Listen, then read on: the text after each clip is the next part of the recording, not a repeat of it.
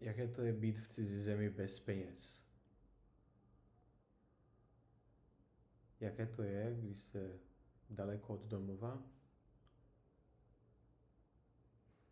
a víte, že se na nikoho nemáte, že se na nikoho nemůžete obrátit? Jaké to je, když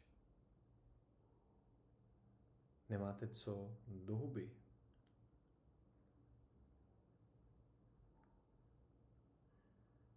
Pamatuju si, jako kdyby to bylo včera. Sedím na hezké pláži tady v Brazílii, koukám se do moře, mám hrozný hlad. Co budu dělat? Zhubil jsem 20 kilo. Kalhoty mi padají. Cítím se jako ten největší loser. Asi se budu muset někoho zeptat, aby mi dal peníze na jídlo, nebo mi dal nějaké jídlo.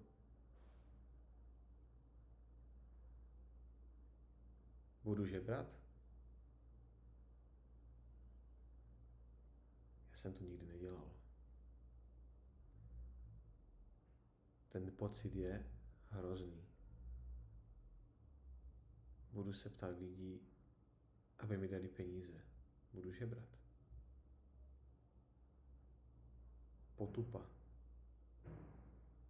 Absolutní potupa. Takový byl ten pocit, no? Takový byl ten počáteční pocit. Já jsem přes ní přešel. No? Vyžebral jsem si těch pár peněz, dostal jsem na jídlo, najedl jsem se, dokázal jsem odjet do jiného města, našel jsem si práci a přešel jsem z té špatné části, z té špatné zkušenosti do velice dobré zkušenosti. Co mě to naučilo? Vážit si toho, co mám. Vážit si úplně všeho, co mám. I to, co nemám. To, čím jsem prošel v mém životě, to ze mě udělalo člověka, kterým jsem dnes. Kdybych se neprošel tady těmito nepřízněmi osudu, neřekl bych, že to byly nepřízně osudu. Byly to spíše mladické neskušenosti, při kterých se častokrát spálíme. Já jsem se spálil mnohokrát.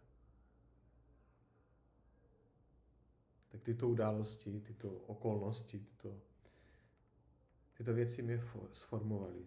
A dnes jsem tím, kým jsem, protože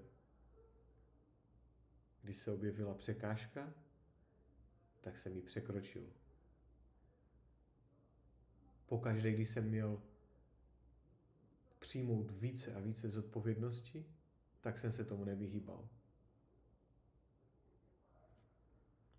Kým jsem dnes, to asi můžou posoudit jiní.